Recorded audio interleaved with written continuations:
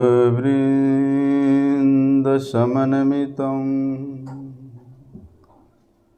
श्रीचैतन्य प्रभुं वन्दे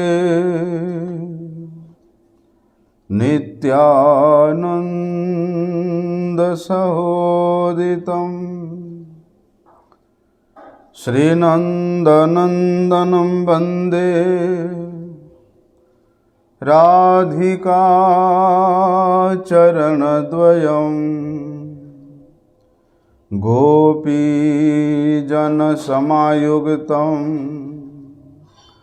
वृन्दावनमनोहरम्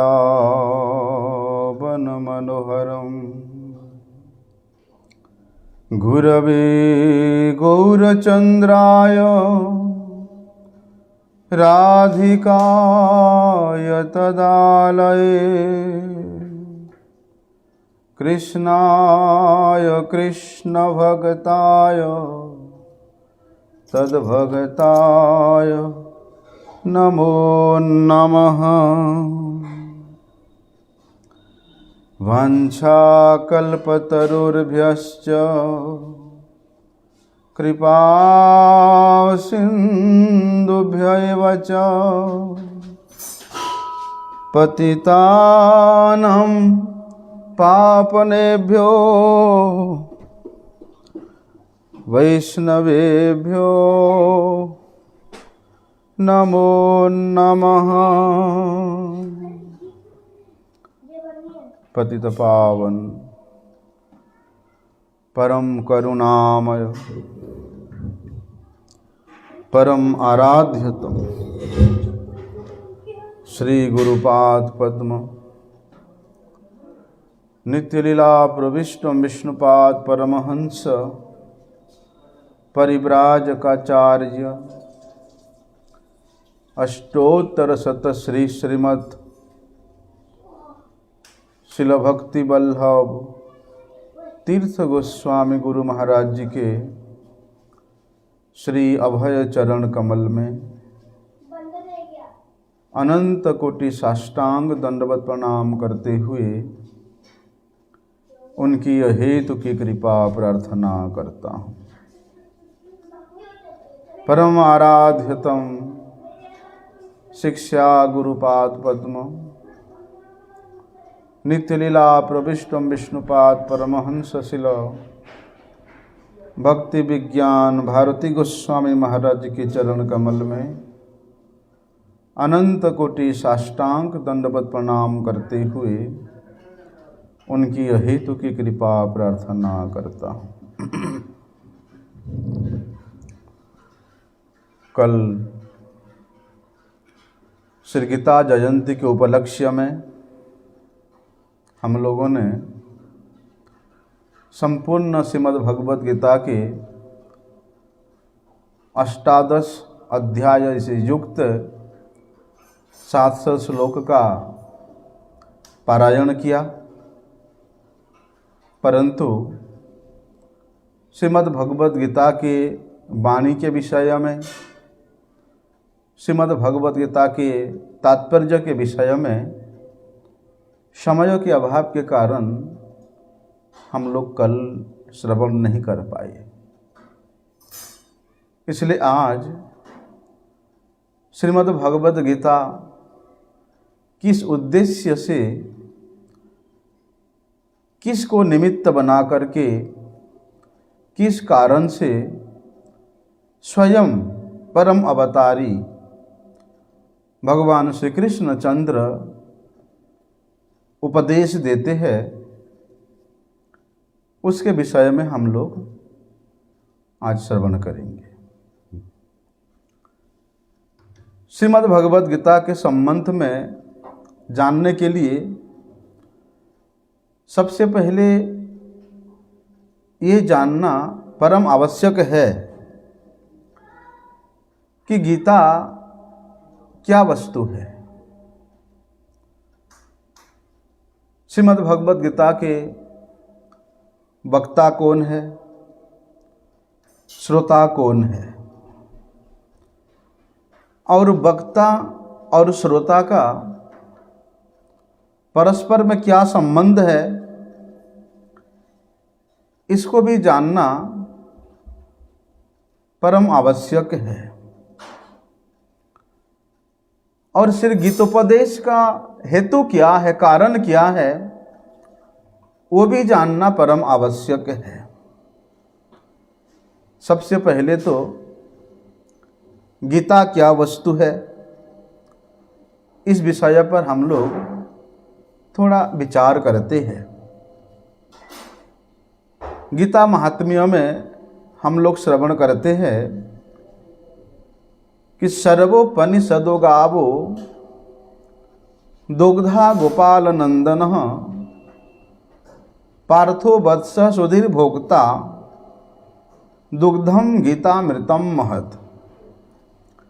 सर्वोपनिषदो गावो, सभी प्रकार के उपनिषद अर्थात श्रुतियाँ ये किस प्रकार है, बोलते हैं ये गाभी स्वरूप है, गायी स्वरूप है। और इन गायी स्वरूप श्रुतियों को दोहन करने वाला कौन है, दुग्धा गोपाल नंदन। श्री ब्रज में गौओं को पालन करने वाले जो गोप है, कौन, नंद महाराज। नंदन, उनके नंदन, नंद गोप के नंदन भगवान श्री कृष्ण चंद्र, वे उस श्रुति रूपी विश्रुतियां स्वरूप गायों के दोहन करते हैं। किसको निमित्त बना करके, पार्थो वत्स, पार्थ मतलब अर्जुन, जो पृथा के पुत्र है वो है पार्थ, अर्जुन। तो यहाँ वत्स मतलब बछड़ा, अर्जुन को बछड़ा बना करके या अर्जुन को बछड़े के रूप में कल्पित करके, जैसे गाय का दूध दोहने से पहले बछड़ा होना चाहिए, बिना बछड़ा का गाय कभी दूध देती है, नहीं देती ना, बछड़ा होता है। और वे बछड़ा जब गाय के थन में अपना मुंह लगाता है तब जाकर के गाय दूध देती है ना।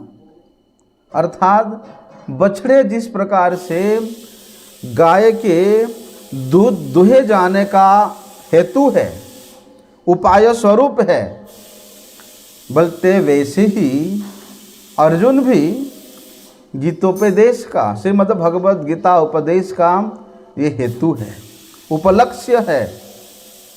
अर्जुन को हेतु बना करके, निमित्त बना करके भगवान ने श्रुतियां रूपी गौओं का दोहन किया है। इसीलिए कहते हैं, क्या कहते हैं, सुधीर भोक्ताम दुग्धम, जो दूध दुहे जाते हैं उसके भोक्ता कौन है, सुधीर भोक्ता।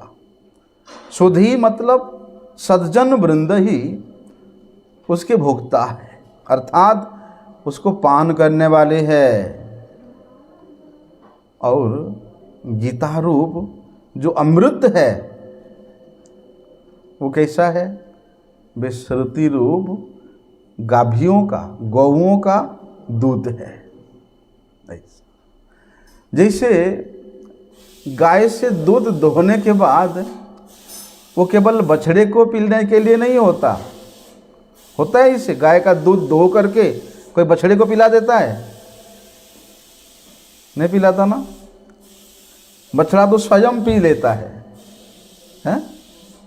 गाय का दूध दोहने के बाद केवल बछड़े के पीने के लिए नहीं होता, बोलते हैं क्या होता है, वो भगवान की सेवा में लगता है ना। या अन्य अन्य कोई कार्यों में वो व्यवहृत होता है। ऐसे ही ये गीता रूप अमृत ये अर्जुन रूपी बछड़े के लिए नहीं है, केवल अर्जुन को निमित्त बना करके करुणा वरुणालय भगवान श्री कृष्ण चंद्र बोलते हैं जगत के जीवों का नित्य मंगल के लिए उन्होंने ये एक महान दान, महान उपदेश दे करके रखा है। इसलिए भगवान को महाबलान्य के रूप में समस्त शास्त्र उद्घोषणा करते हैं। क्या कहते हैं? देखो,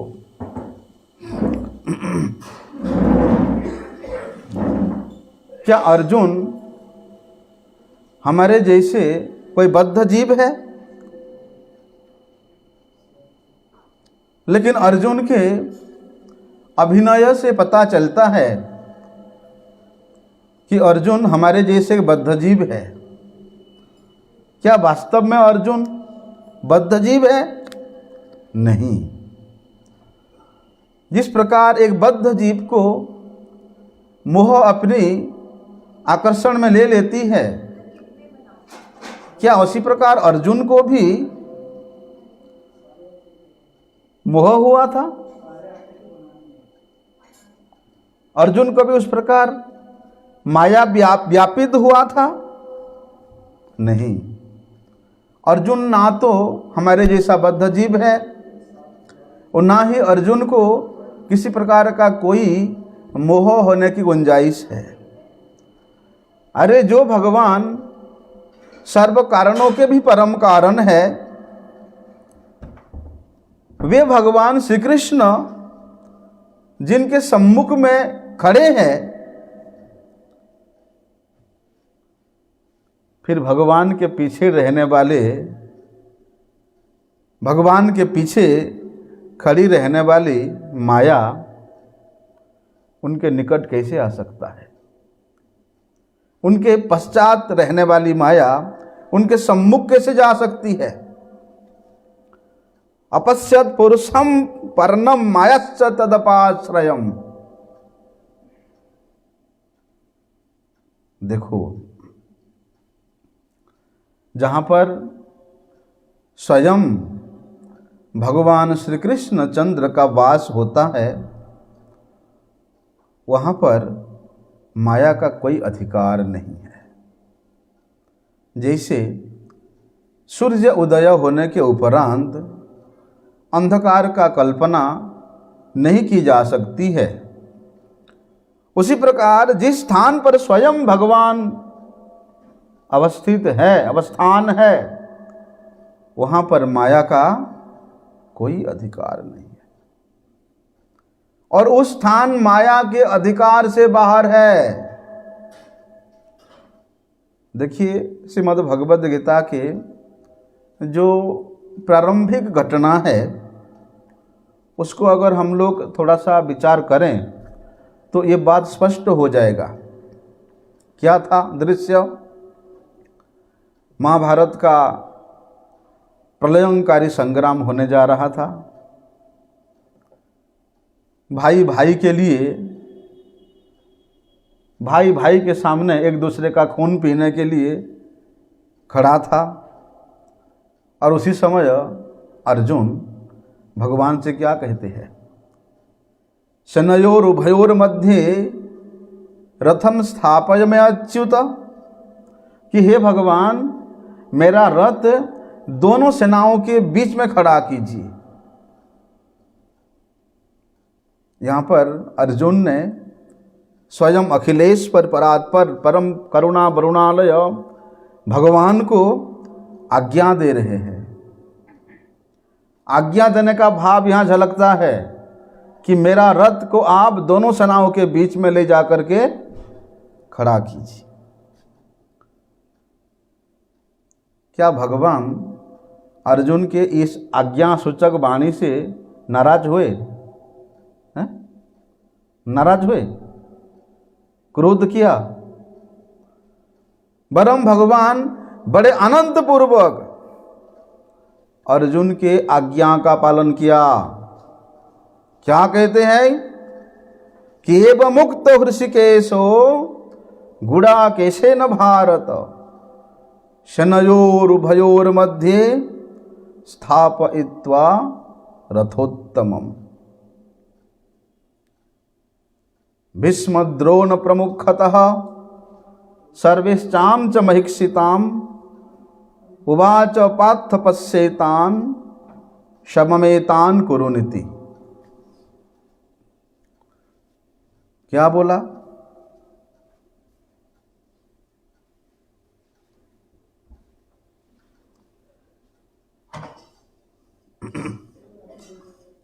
एवं उक्तो हृषिकेशो गुडाकेशेन भारत। गुडाकेश, गुडाकेश का अर्थ जानते हो? जो निद्रा को जय कर लिया है। गुड़का का अर्थ होता है निद्रा, और निद्रा किसका कार्य होता है? माया का कार्य होता है। और जो इसके ईश है, जो इसके पति है, वो है गुड़ाकेश, अर्थात माया का पति है। निद्रा को विजय करने वाला माया का जो पति कौन है? गुड़ाकेश है। और वे गुड़ाकेश यहाँ किसको बोला है? गुड़ाकेशेन भारत, अर्थात अर्जुन को बोला है।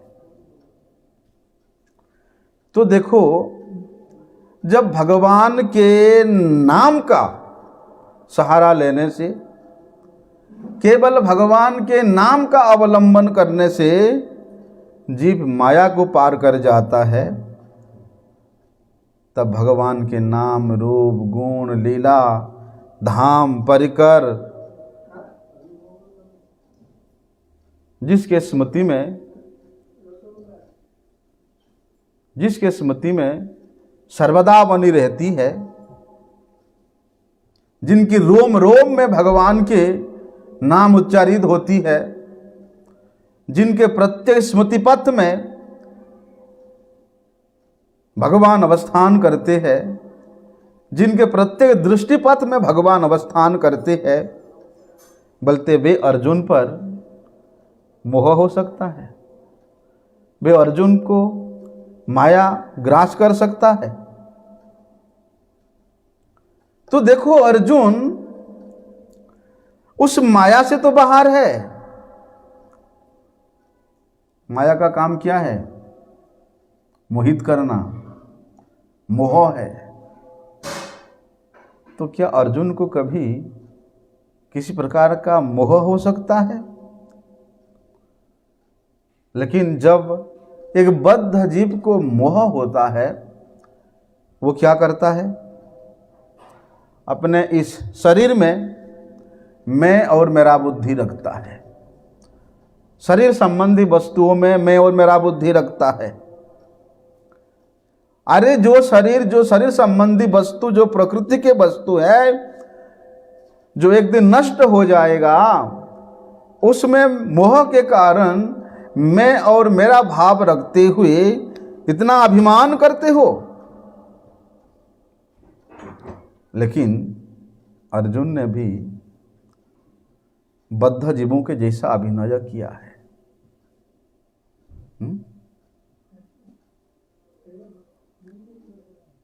बद्ध जीव के जैसा अभिनय करते हुए अर्जुन क्या कहते हैं?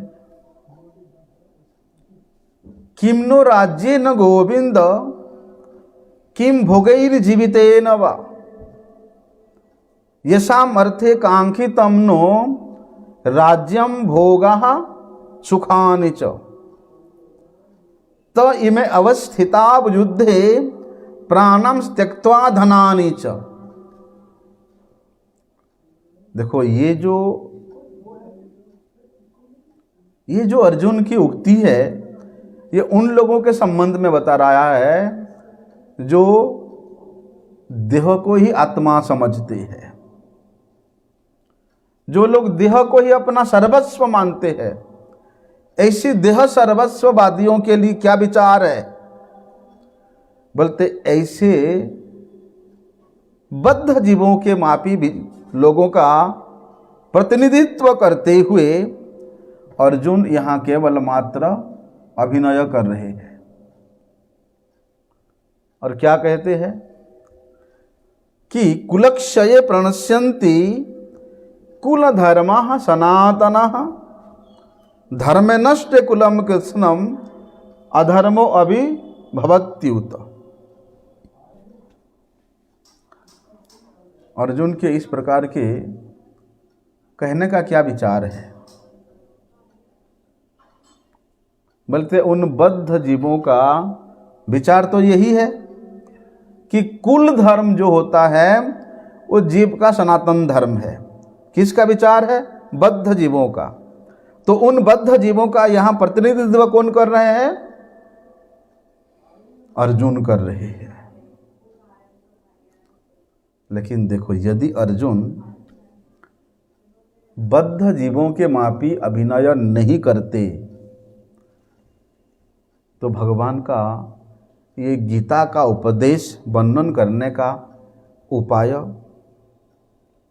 इन गीतोपदेश वर्णन करने का हेतु क्या हो सकता था?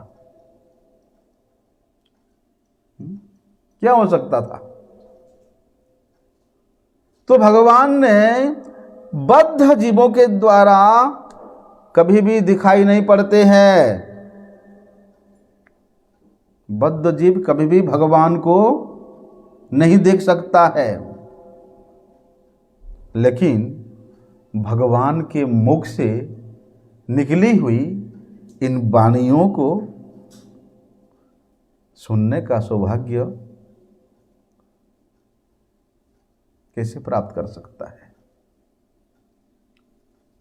इसलिए बद्धावस्था में जीव भगवत मुख विगलित श्रीमद् भगवद गीता के इन वाणियों को श्रवण करने का भी सौभाग्य प्राप्त नहीं करता, क्योंकि भगवान के वाणी और स्वयं भगवान, भगवान के नाम और स्वयं भगवान, भगवान के धाम और स्वयं भगवान, भगवान के स्वरूप और स्वयं भगवान में किसी प्रकार का कोई भेद नहीं है।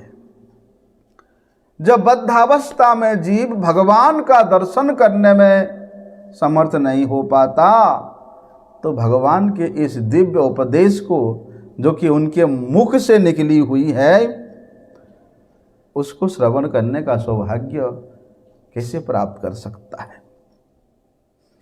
परंतु जब स्वयं भगवान अवतार श्री कृष्ण अवतीर्ण होते हैं, तब उन भगवान के ऐसी दृढ़ इच्छा होती है कि उनकी इस वाणी को श्रवण करके, उनकी इस गीतोपदेश रूपी वाणी को आश्रय करके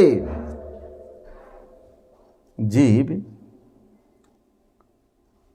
अविद्या से ग्रसित होने के बावजूद भी बोलते अज्ञान राशि को दूर करके वे नित्य के लिए, हमेशा के लिए सांसारिक दुखों से अपने आप को छुटकारा पा सकता है। और भगवान का कुछ इच्छा हो और उसको उनके परम प्रिय पार्षद अर्जुन पूरा ना करें, ऐसे हो सकता है? इसलिए भगवान का इच्छा हुआ कि ये दिव्य उपदेश इस जगत के बद्ध जीवों के सम्मुख पहुंचे और उसी का आश्रय करके जीव संसार सागर से मुक्त होकर के बत नित्य कल्याण प्राप्त करे। भगवान के इस इच्छा को परिपूर्ण करने के लिए स्वयं भगवत पार्षद, महान भक्त, परम विद्वान, परम ज्ञानी अर्जुन यहाँ हमारे जैसे एक बद्ध जीव के मापी अभिनय करते हुए क्या कहते हैं किम नो राज्य न गोविंद किम भोगैर्जीवितेन वा। वे अर्जुन ये बात कह रहे हैं, और उन अर्जुन को क्या कोई बद्ध कह सकता है? कोई उनको अज्ञानी कह सकता है? कोई उनको संसारासक्त कह सकता है? कोई उनको अपने कुटुंबीजनों की प्रति स्नेह ममता कह सकता है? बोलते नहीं। भगवान का इच्छा हुआ और अर्जुन ने भगवान को इच्छा को पूर्ण करने में निमित्त बने, हेतु मात्र बने। इसी प्रकार स्वयं भगवान श्री कृष्ण ने उद्धव को उपदेश दिया था। भगवान कपिल देव ने अपनी माता देवहूति को उपदेश दिया था। भगवान श्री कृष्ण चैतन्य महाप्रभु ने अपनी जननी सची माता और रूप सनातन इत्यादि गोस्वामियों को समय समय पर परम रहस्य युक्त उपदेश प्रदान किया था, तत्व ज्ञान का उपदेश किया था। और जगत गुरु स्वयं भगवान भोलेनाथ ने तो अपनी शक्ति महामाया देवी को, पार्वती देवी को, उन्होंने बीच बीच में भगवत कथा भी श्रवण कराते थे, भगवत कथा का उपदेश प्रदान किया था। तो क्या अर्जुन को युद्ध में प्रवृत्त कराने के लिए, अर्जुन के द्वारा उन कौरवों का विनाश करने के लिए, अर्जुन को निमित्त बना करके उन असुर प्रवृत्ति, आसुरिक संपन्न लोगों का विनाश करने के लिए भगवान ने यह गीता का उपदेश प्रदान किया? नहीं, बल्कि भगवान का उद्देश्य कि उस भगवत तत्व को लक्ष्य करके, उस भगवत संबंध ज्ञान को लक्ष्य करके, भगवान के उद्देश्य को लक्ष्य करके, भगवान के इच्छा को लक्ष्य करके, वहां भगवान ने अर्जुन को निमित्त मात्र बनाया।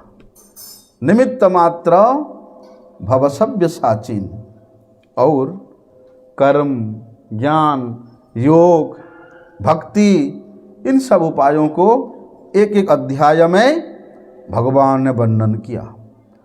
और अंतिम में भगवान ने बोलते भक्ति की श्रेष्ठता को प्रतिपादित किया है। इसलिए श्रीमद् भगवत गीता के एक एक अध्याय में भगवान ने एक एक योग का वर्णन किया। सांख्य योग का वर्णन किया, संन्यास योग का वर्णन किया, कर्म योग का वर्णन किया, अष्टांग योग का वर्णन किया, भक्ति योग का वर्णन किया। लेकिन अंत में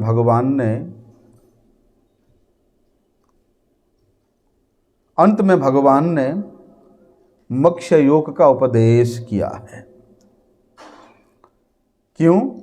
क्योंकि जब जीव का ये संसार के प्रति विषाद उत्पन्न होता है, विषाद स्थिति उपस्थित होता है, उसी समय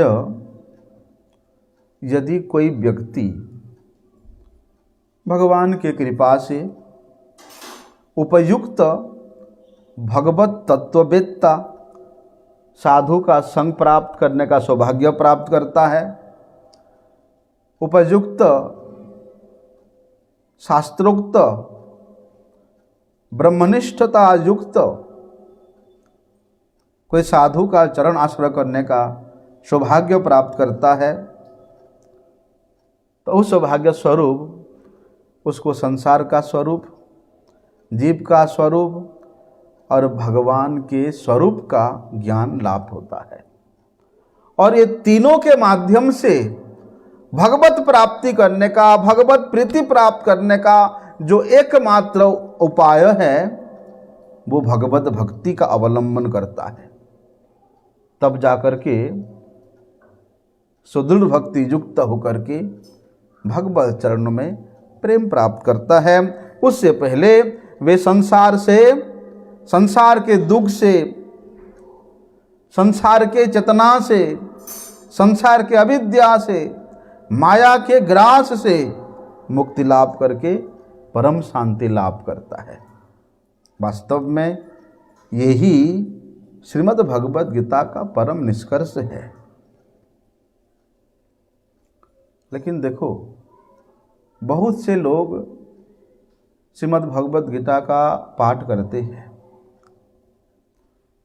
अनेक प्रवृत्तियों के, प्रकृतियों के, विचारधारा के, अनेक भावों के, अनेक चिंतनों के द्वारा व्यक्तियों ने, लोगों ने श्रीमद् भगवद गीता का पाठ करते हैं।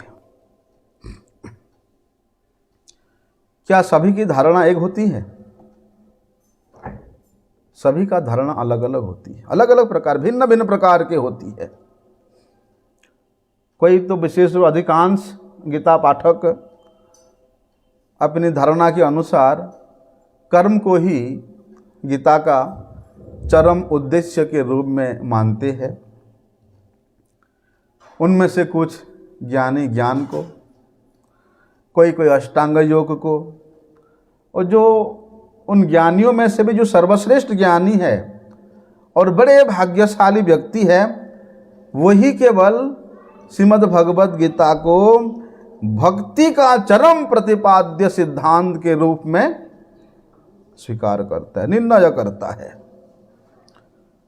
लेकिन जब तक शुद्ध भगवत भक्तों के संग नहीं होगा, या शुद्ध भगवत भक्तों के मुख से श्रीमद् भगवद गीता के तात्पर्य को श्रवण करने का सौभाग्य प्राप्त नहीं होगा, तब तक श्रीमद् भागवत में, श्रीमद् भागवत गीता में भक्ति ही इसका चरम उद्देश्य है, ये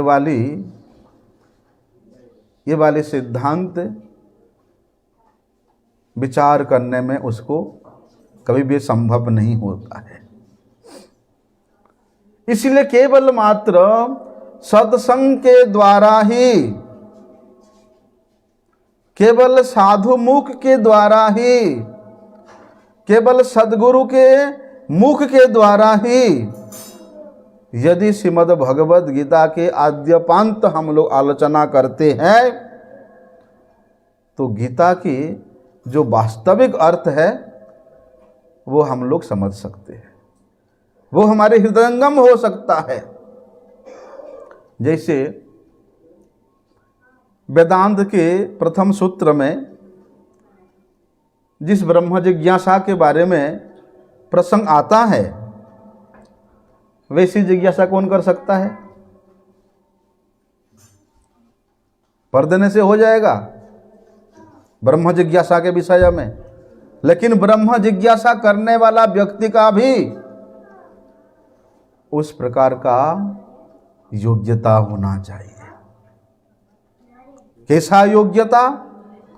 शांत दांत उपरत तितिक्षु श्रद्धान्वित भूत्वा आत्मनि एव आत्मानं पश्येत। ब्रह्म जिज्ञासा करने वाला व्यक्ति का क्या योग्यता होना चाहिए?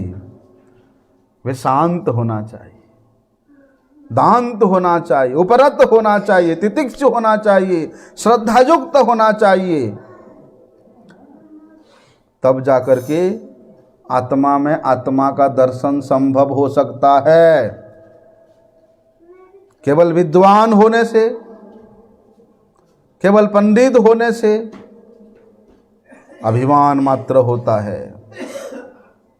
शांत दांत उपरत तितिक्षु श्रद्धान्वित भूत्वाम आत्मनि एव आत्मानं पश्येत। वे व्यक्ति ही ब्रह्म जिज्ञासा कर सकता, आत्म जिज्ञासा कर सकता है। और अर्जुन ने यही सब जिज्ञासा किया, अपने लिए नहीं, परंतु इस जगत के बद्ध जीवों के कल्याणार्थ। अर्जुन के उन वाक्यों के द्वारा ये प्रतीत होता है कि अर्जुन में ये समस्त गुण कूट कूट के भरा था। क्या बोलते अर्जुन? किम नु राज्येन गोविंद किम भोगैर्जीवित न वा,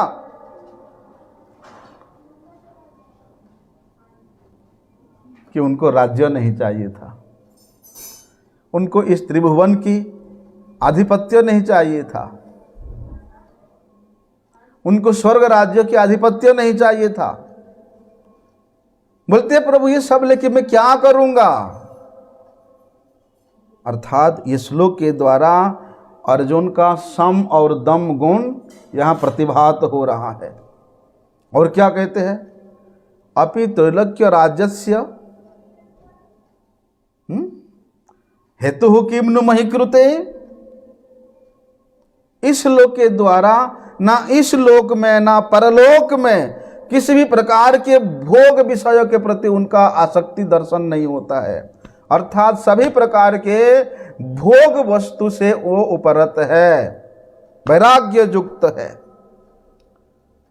श्रेयः भक्तुम भैक्ष्यम अपीह लोके, ना उनमें किसी प्रकार के द्वंद्व है, और सभी प्रकार के सहिष्णुता उनमें कूटकट के भरा था। और क्या, देखो गुरु के प्रति कैसा शरणागत होना चाहिए कि अर्जुन वहां क्या बोल रहे हैं, कार्पण्य दोष उपहत स्वभाव पृच्छामि त्वाम धर्म सम्मूढ़ चेता यत् श्रेयः स्यात् निश्चितम ब्रूहि तन्मे शिष्यते अहम साधिमाम ताम प्रपन्नम। यत् श्रेय, हे प्रभु मेरे जिससे मंगल होगा, मेरा जिससे कल्याण होगा, आप वो बताइए। मैं आपका शिष्य हूं, मैं अक्षरशः आपके आदेश को पालन करूंगा। अर्थात गुरु के वचनों में जिस प्रकार दृढ़ विश्वास होना चाहिए, वे सभी प्रकार के लक्षण और श्रद्धा अर्जुन में प्रकाशित होता है। लेकिन कहते हैं, बोलते इन सब गुणों से रहित जो व्यक्ति है, ना शांत है, ना दांत है, ना उपरत है, ना तितिक्षु है, बोलते इन सब गुणों से रहित व्यक्ति यदि गीता का पाठ करता है तो उस प्रकार है वो जैसे भस्म में घी का आहुति देना। कुछ काम का होगा, कुछ फायदा होगा, कोई फायदा नहीं होगा। इसलिए क्या करना चाहिए, शास्त्र कहता है कि तद विज्ञानार्थम गुरुमेव अभिगच्छेत् समित पाणिः श्रोत्रियम ब्रह्मनिष्ठम, कि भैया उस प्रकार के गुरु के चरणों के आश्रय करो जो उस विज्ञान को परिपूर्ण रूप से जानता है। ज्ञानम ते अहम सविज्ञानम, और भगवान कृपा करके जिन अपने श्रेष्ठ पार्षद को वे ज्ञान सहित युक्त विज्ञान प्रदान करते हैं, बोलते ऐसे गुरु के शरण में जाओ। तद विज्ञानार्थम गुरुमेव अभिगच्छेत्, उसके बिना आप वे गुण कभी भी प्राप्त नहीं कर सकते हो। लेकिन किस प्रकार से जाना, अर्जुन जैसा। अर्जुन में क्या कमी था, सभी प्रकार के गुणों से अर्जुन एकदम भरपूर है। लेकिन फिर भी कहते हैं कि यत् श्रेय स्याद निश्चितम ब्रूहि तन्मे शिष्यते अहम साधिमाम ताम प्रपन्नम। सभी प्रकार के अभिमान को तिलांजलि दे करके गुरु के शरण में जाना चाहिए। अर्जुन ने वो शिक्षा भी हम लोगों को प्रदान किया, अपने आप को निमित्त बनाया है, लेकिन शिक्षा भी प्रदान कर रहे हैं। इसलिए शास्त्र कहता है कि भैया आचार्यवान पुरुषो वेद। श्रुति के इन वाक्यों के द्वारा जो श्रोत्रिय है, वेदज्ञ है, श्रुति शास्त्र में परम पारंगत है, वेद को, वेद के अर्थ को, वेदांग को वे अच्छी तरह से जानने वाले हो, ऐसा। और जो गुरु ब्रह्मनिष्ठ है, अर्थात साक्षात भगवत कृपा को जो अनुभव किया हो, साक्षात भगवत दर्शन किया हो, भाई यदि तुम्हारे पास 100 रुपया होगा तभी तो तुम किसी को 10 रुपया, 15 रुपया, 20 रुपया दे सकते हो। जब तुम्हारे पास है ही नहीं, जीरो है, तो तुम दूसरे को कैसे दे सकते हो? इसलिए गुरु शिष्य को ये प्रदान करते हैं क्या? वे विज्ञान प्रदान करते हैं, लेकिन स्वयं ही जब उस विज्ञान से रहित है तो वे कहां से देंगे, कहां से प्रदान करेंगे? इसलिए दीक्षा दो, दीक्षा दो, दीक्षा दो, गुरु करो, गुरु करो, गुरु करो। अरे नहीं, अच्छी तरह से गुरु का भी परीक्षा लो और गुरु भी अच्छी तरह से शिष्य का परीक्षा ले, तब पश्चात गुरुकरण करो, तत्पश्चात शिक्षा दीक्षा ग्रहण करो, ऐसा। इसलिए आचार्यवान पुरुषो वेद, स्वयं भगवान ही आचार्य के रूप में इस जगत में अवतीर्ण होते हैं।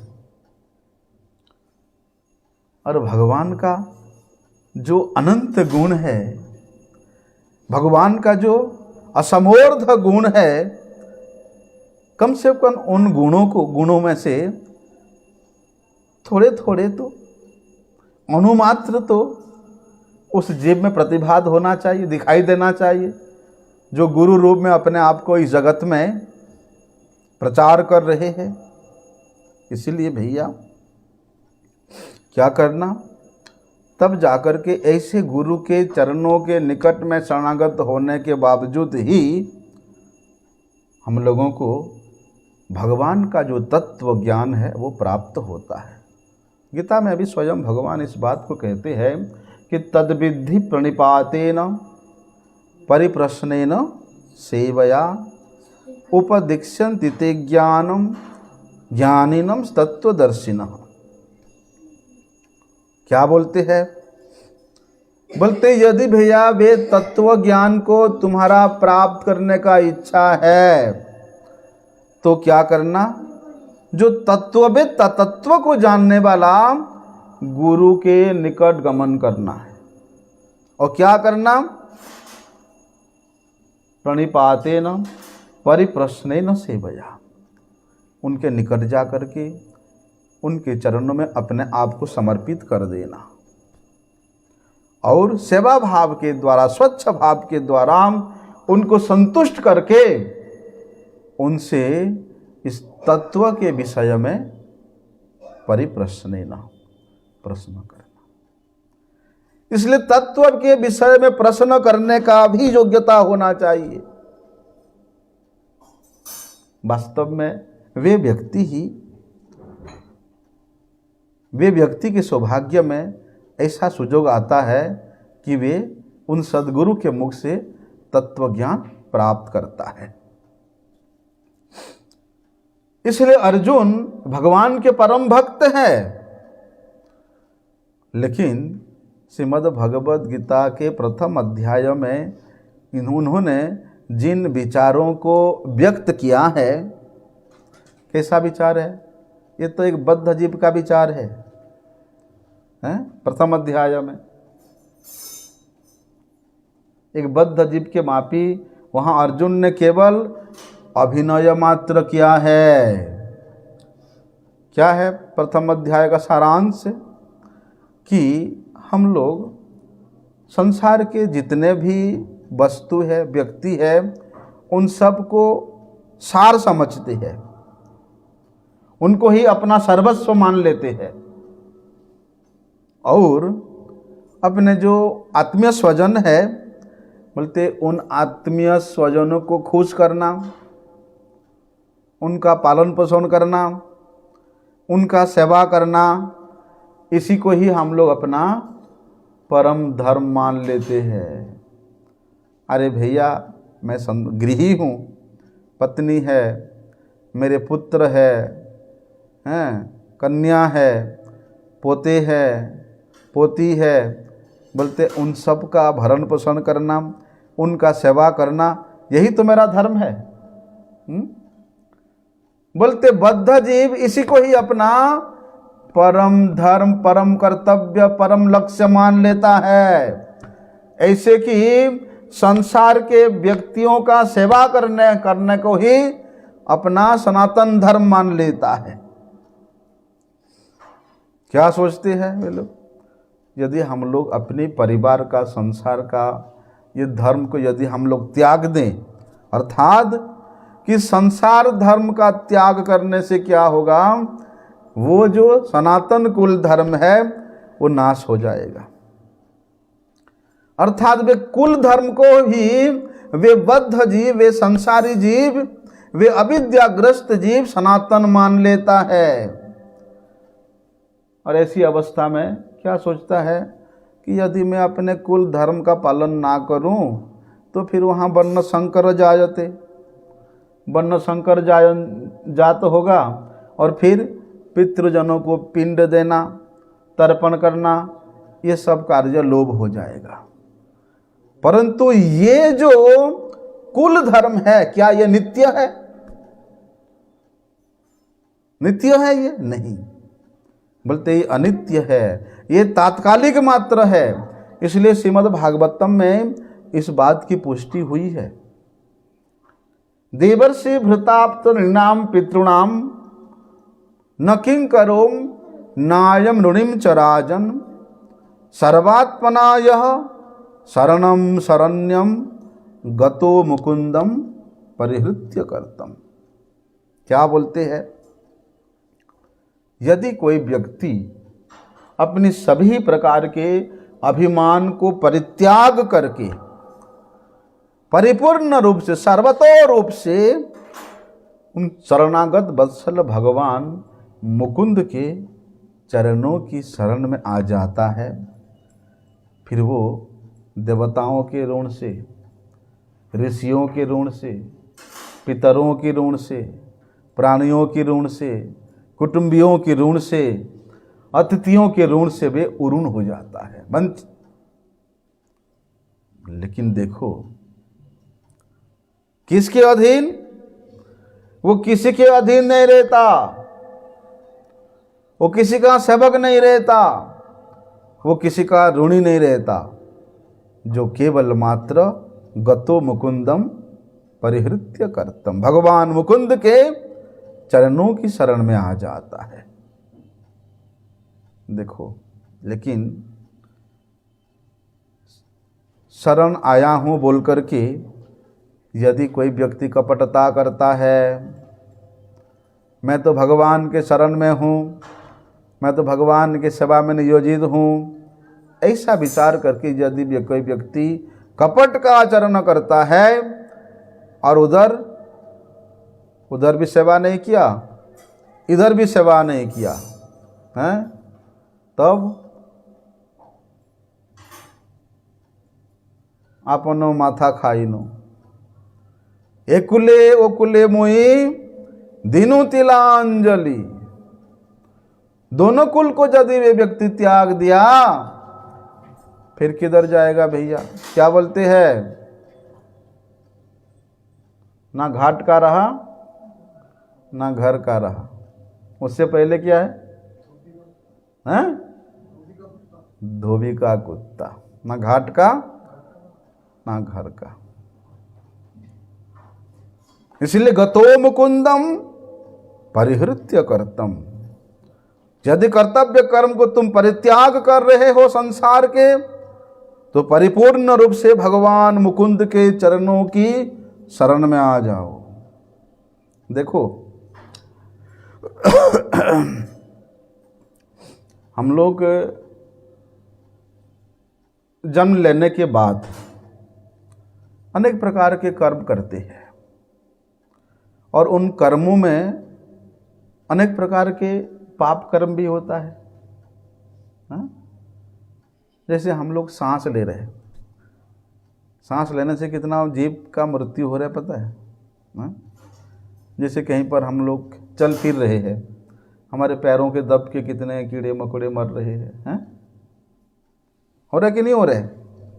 इसलिए पाप कर्म जान के भी होता है, अनजान के भी होता है।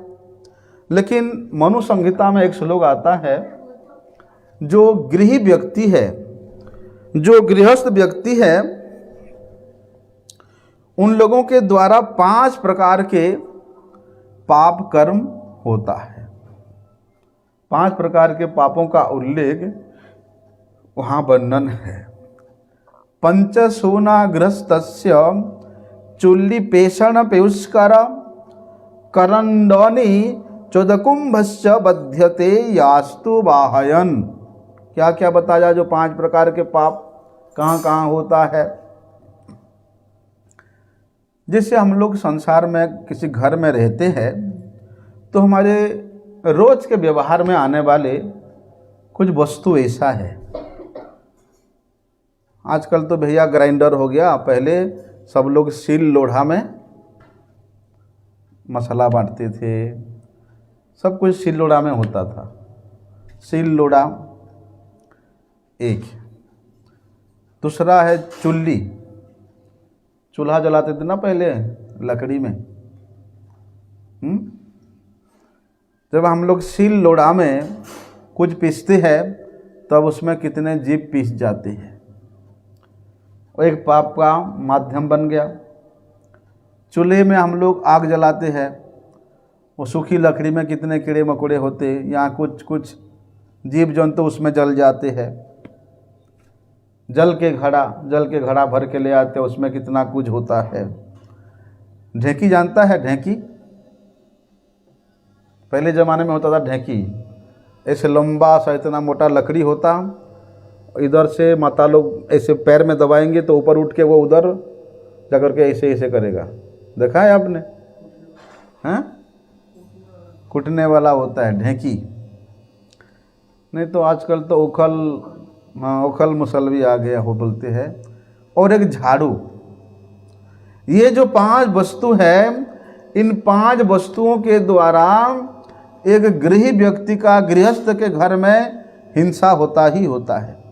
अनेक प्रकार के प्राणियों के प्रति उनका हिंसा होता है।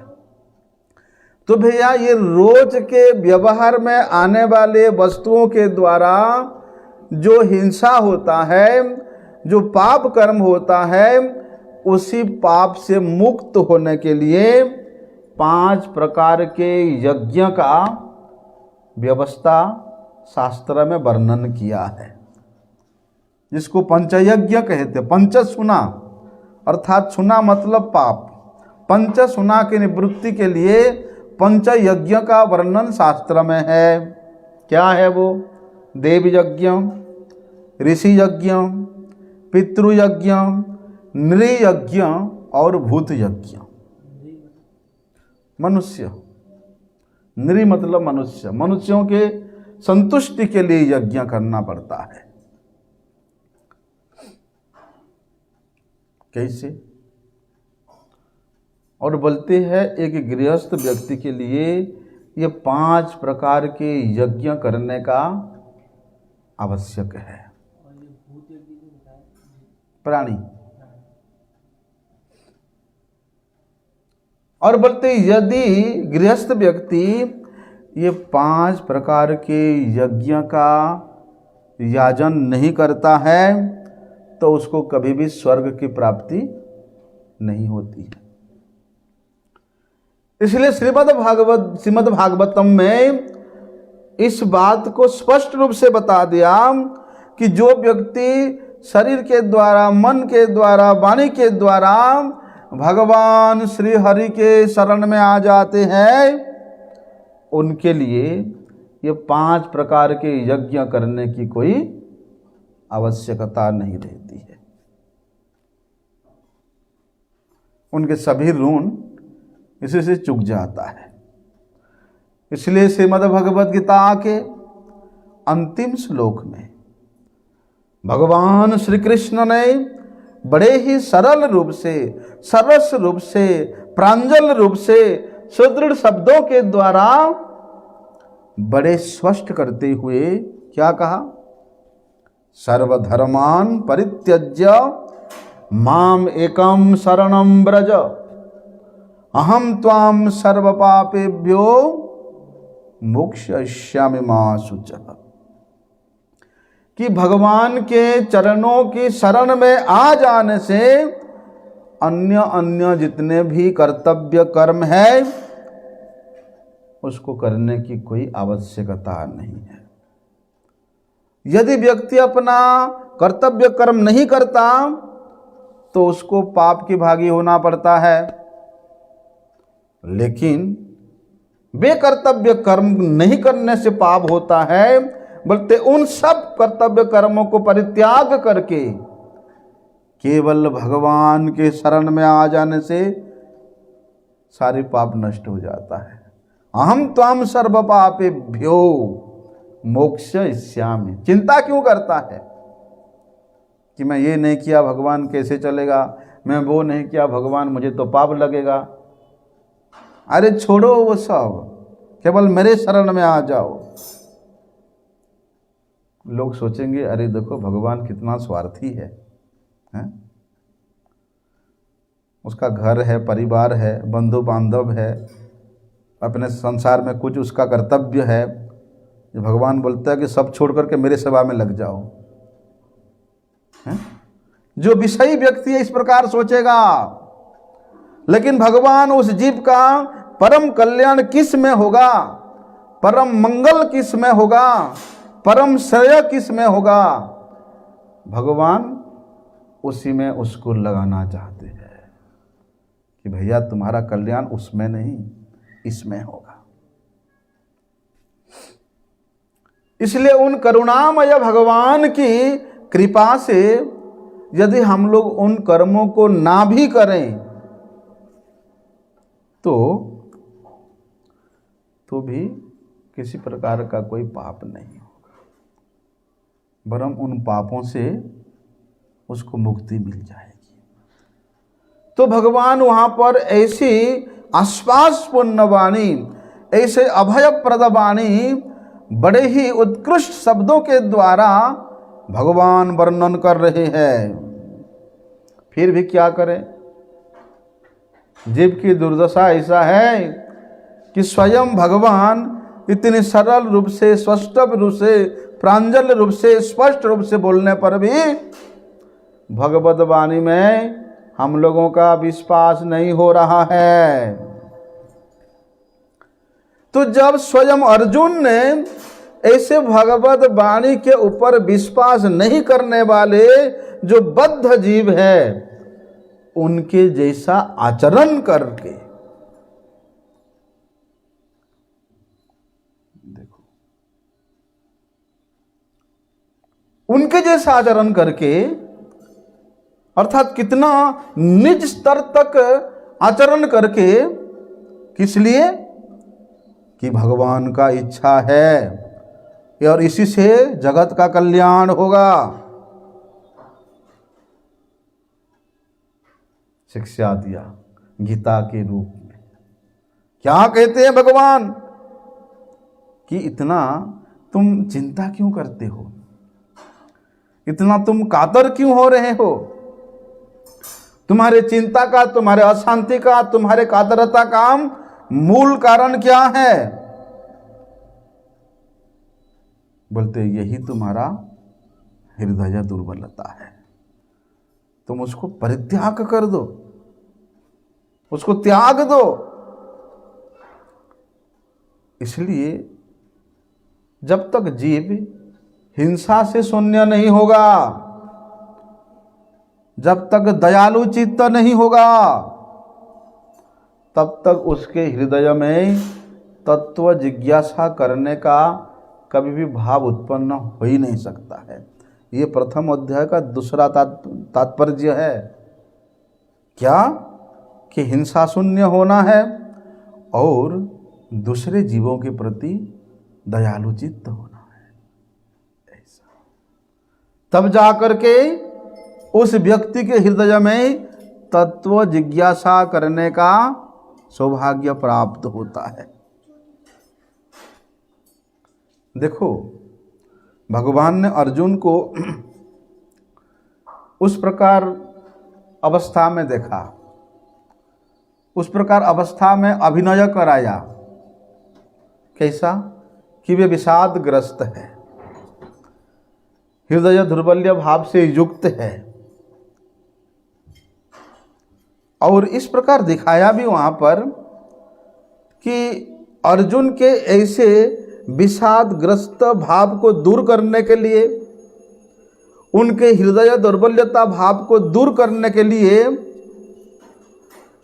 अर्जुन का चित्त में जो कुल धर्म का अभिनिविष्टता था, भगवान ने सबसे पहले उसको दूर किया।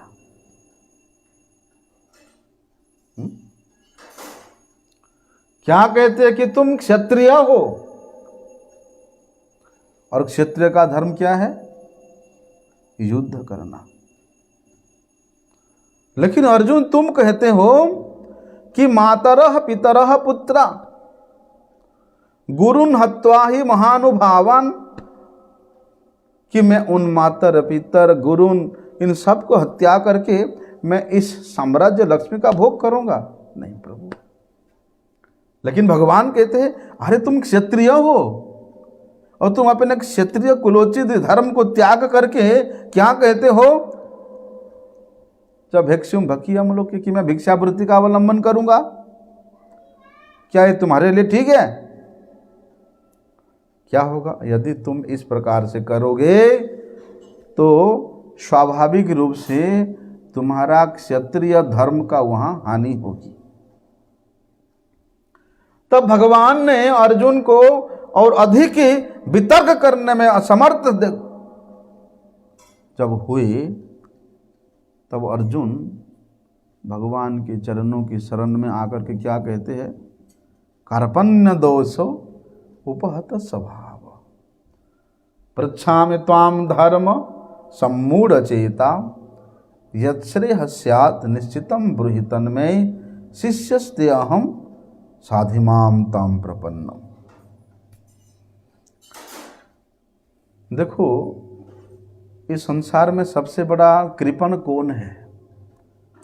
सबसे बड़ा कंजूस व्यक्ति कौन है?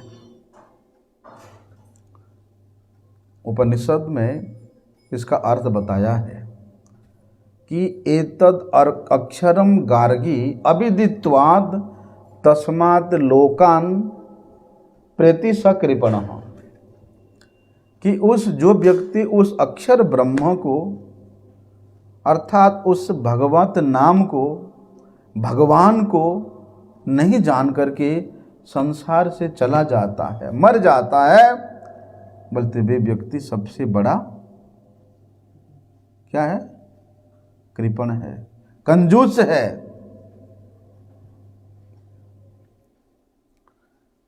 इसलिए जो व्यक्ति इस प्रकार के तत्व ज्ञान से हीन होता है, वे व्यक्ति कभी भी अपने कर्तव्य कर्म को करने में समर्थ नहीं होता। क्या होता है? तत्व ज्ञान नहीं होने से उसके जो आत्मा का स्वरूप है, उसके जो आत्मा का स्वभाव है, वो ढके रह जाता है, वो आच्छादित रह जाता है। और जब आत्मा का स्वभाव, आत्मा का स्वरूप, जीव का स्वरूप जब ढके रह जाता है, फिर वो अपना कर्तव्य भूल जाता है। क्या कर्तव्य है उसका? भगवान का सेवा करना, भगवत सेवा करना ही उसका कर्तव्य है, उसका स्वभाव है। लेकिन तत्व ज्ञान नहीं होने के कारण वे अपना कर्तव्य कर्म को भी भूल जाता है। इसलिए धर्म के विषय में कुछ नहीं जान पाता। क्या धर्म है, क्या अधर्म है, क्या कर्तव्य है, क्या अकर्तव्य है, क्या भला है, क्या बुरा है, क्या मंगल है, क्या अमंगल है, इस विषय में वे मोहित हो जाता है। विषय में उसका चित्त मोहित होने के कारण वो व्यक्ति ये संसार के अनित्य धर्म को ही अपना धर्म मान लेता है, अपना लक्ष्य मान लेता है। लेकिन भैया, भाग्योदयेन बहु जन्म समर्जितेन, भाग्य के उदय होने पर भाग्यवश यदि किसी व्यक्ति को सत्संग भगवान की कृपा से प्राप्त हो जाता है, बोलते वे सत्संग के द्वारा, वे संत रूपी महापुरुष के वाणी के द्वारा जब जीव का धर्म के प्रसंग में अधर्म के भाव दूर हो जाता है, तो वास्तव में अर्जुन की तरह उसका भी वास्तविक मंगल जानने के लिए यही कहता है कि यत् श्रेयः स्यात् निश्चितम बृहितन में शिष्यस्ते अहम साधिमाम त्वाम प्रपन्नम। तब वे व्यक्ति ही अपने कल्याण के लिए, अपने मंगल के लिए, अपने वास्तव मंगल जानने के लिए क्या करता है? स गुरुम एव अभिगच्छेत, वे गुरु के शरण में जाता है, वे गुरु के उपदेशों को पालन करता है, वे गुरु का सेवा करता है, वे गुरु के चरणों में अपने आप को समर्पित कर देता है। उसका सब कुछ क्रिया केवल गुरु प्रसन्नता के लिए ही होता है। आगे का विषय हम लोग कल श्रवण करेंगे। वंशा कल्पतरुभ्यश्च कृपा सिंधुभ्यैव च पतितानां पावनेभ्यो वैष्णवेभ्यो नमो नमः। करुणा हरि बोल। राधे श्याम। करुणा।